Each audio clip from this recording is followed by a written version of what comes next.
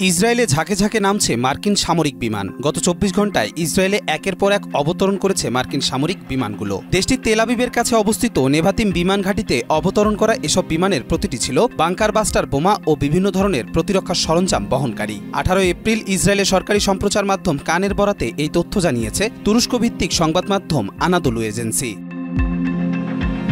প্রতিবেদনে বলা হয়, নেভাতিম ঘাঁটি মধ্য ইসরায়েলের একটি গুরুত্বপূর্ণ সামরিক স্থাপনা। হঠাৎ করে সেখানে একযোগে ৯টি মার্কিন বিমান অবতরণের ঘটনায় আন্তর্জাতিক মহলে প্রশ্ন উঠেছে। মাঠের অলরাউন্ডার আমি, আর ঘরের all rounder Tylox. Tylox toilet cleaner, clean মানেই টাইলক্স। কেন এই সময় এত পরিমাণ ভারী অস্ত্র ইসরায়েলে পাঠাচ্ছে যুক্তরাষ্ট্র? বিশ্লেষকদের মতে, ইরান ও যুক্তরাষ্ট্রের মধ্যে পরমাণু আলোচনা ব্যর্থ হলে যে কোনো সময় ইসরায়েলের সঙ্গে মিলে সামরিক অভিযান চালাতে পারে ওয়াশিংটন। এই প্রেক্ষাপটে হয়তো মার্কিন বোমা ও অস্ত্র মজুতের প্রস্তুতি নেওয়া হচ্ছে। যদিও যুক্তরাষ্ট্রের পক্ষ থেকে এই বিষয়ে আনুষ্ঠানিক কোনো মন্তব্য এখনও পাওয়া যায়নি, তবে এই পদক্ষেপ মধ্যপ্রাচ্যে যুদ্ধ পরিস্থিতি আরও জটিল করে তুলতে পারে বলে আশঙ্কা করছেন আন্তর্জাতিক বিশ্লেষকরা। এদিকে ইসরায়েলি বাহিনীর একাংশ যুদ্ধ বন্ধে আগ্রহী বলেও ইঙ্গিত মিলছে বিভিন্ন সূত্র থেকে।